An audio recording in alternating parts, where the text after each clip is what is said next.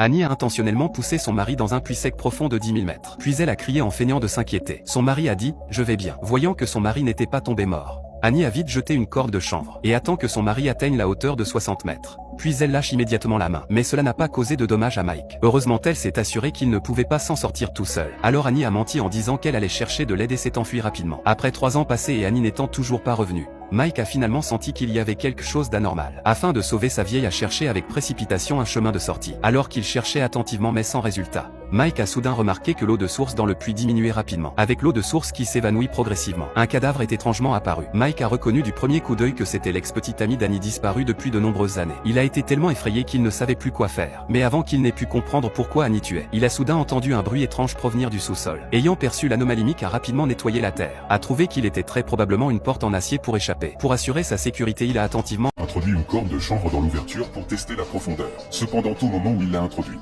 la corde de chanvre a été rapidement tirée par une force mystérieuse. Cette étrange scène a laissé Mike stupéfait sur place. Mais pensant qu'en restant là il allait soit mourir de faim soit mourir de peur, Mike a décidé de risquer d'ouvrir la porte en acier. Il a immédiatement sorti l'arme qu'il avait sur lui. Puis il a lentement défoncé la porte en acier pour voir ce qu'il y avait à l'intérieur.